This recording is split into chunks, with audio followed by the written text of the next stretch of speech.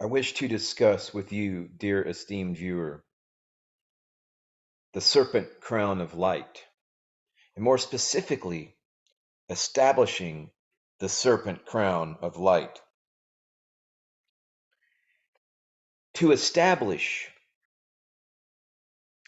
is to settle or fix firmly, to make steady, firm, or stable, to place upon a firm foundation, to ordain permanently and with authority. Therefore, this establishing of this Serpent Crown of Light is one of the oldest known to occultism, and it is alternatively known as establishing the ego. And its mastery imparts the sense and power of firm settlement and steady foundation of the consciousness of the ego, or rather, the identification of the self with the true self, with the Atman, with your eternal God force, God mind. That is the ego that equates to the Serpent Crown of Light, your eternal spiritual ego, as differentiated from your little ego or your personality. Because your personality is but the character in which you are playing a certain part in your life that you portray to others. The word person is derived from the Greek word persona, meaning a mask used by actors. Your personality is merely the part in life you are playing. The John Doe, Jane Doe, John Smith part of you that you portray. And consequently, the awareness of personality is merely an awareness or consciousness of your own personal character, just as an actor is aware and conscious of the character of the play he is enacting. I mean, if you can imagine the actor forgetting their real self and becoming so earnest and enraptured in the play that they imagine that they really are Hamlet or Richard III or Mephistopheles, you begin to gain a clearer idea of the state of consciousness of the man on the plane of personal ego consciousness, of the little ego.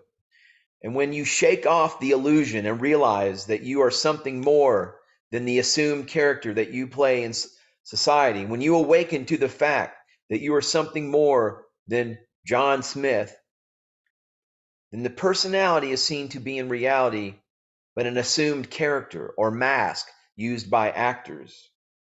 And the consciousness of individuality is an awareness by man that he is above the limits and character of personality, that he is a center of consciousness and force in the one cosmic life. But this awareness must be more than a mere intellectual acquiescence in the teaching to that effect or an agreement with some teacher. It must be more than words that you are able to say.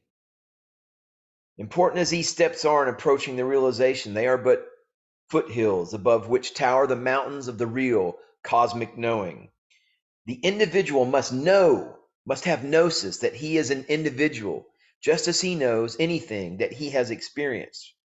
For indeed, he must really experience the fact that he is an ego center in the cosmic life or spirit. You must realize that you are more than body and mind. You must be firmly within the awareness of your Atman, your God force self, your God mind. You must be aware that you are indeed spirit in spirit. And this is no mere intellectual acquiescence or understanding. This level of the mind will not supply the real experience of true cosmic egohood. It is not necessary for one to have experienced cosmic consciousness or the awareness of his identity with the cosmic spirit as a whole to gain this egohood. This experience belongs to a higher stage. The individual must, however, experience the realization that he is an ego, a spiritual entity, before he attains this higher spiritual egohood.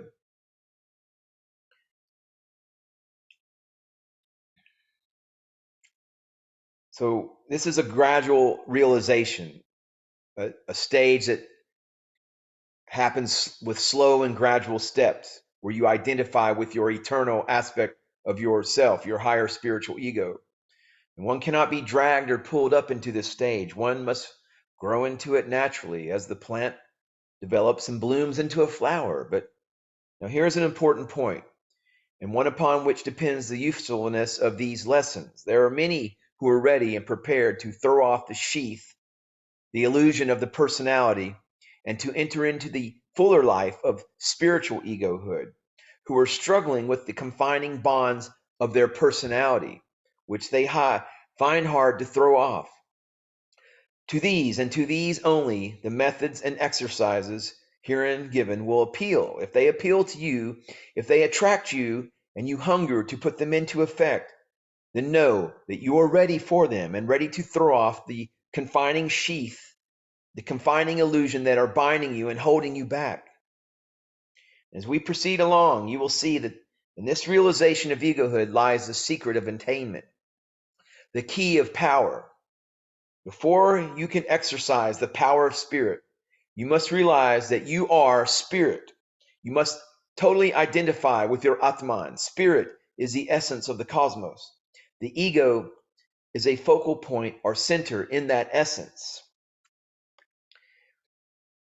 And the arcane teachers, the arcane wisdom instructs the initiate, the neophyte, that he must first of all develop this awareness of the ego by degrees, until at last the ego consciousness may become the habitual and natural consciousness at all times and under all conditions. And once firmly fixed, the ego consciousness never leaves one's awareness. Once found, it becomes a tower of strength in which one may ever take refuge from the trials of the personal life, and from which one may safely defy the things of the personality.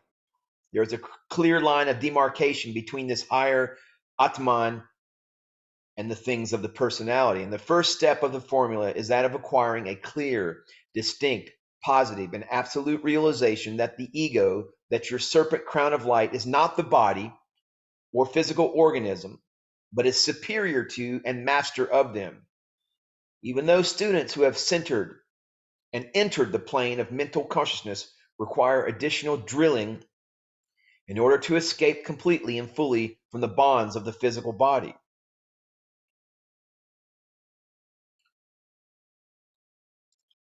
The serpent crown of light is your destiny.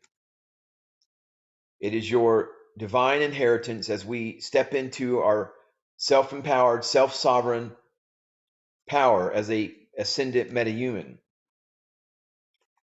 And in the days ahead, you will become more and more aware of your self-sovereign destiny. An old arcane teacher over 2,000 years ago was once told that the world was coming to an end. Well, what is that to me? He replied, resuming his study. He realized fully his invincibility. A similar tale is told of Emerson, who was halted in the street by an excited person who informed him in strained tones, "Mr. Emerson, the world will be destroyed in 10 days. "Well, what of it?" replied Emerson calmly. "I don't see but what we shall get along just as well without it." In the 19th century, transcendentalists voiced the truth as clearly as did his predecessor in ancient Greece. The sense and realization must be experienced before it can be understood. It may be realized by practicing the formulas as given herein, and essentially focalizing the consciousness on the ego. And this is still within the realm of personality, but on a very high plane of that realm, a plane which gradually blends into the higher plane of individuality. It consists of bringing about an acute realization of one's existence as a center of consciousness and force within the serpent crown of light. Namaste, namaskaram.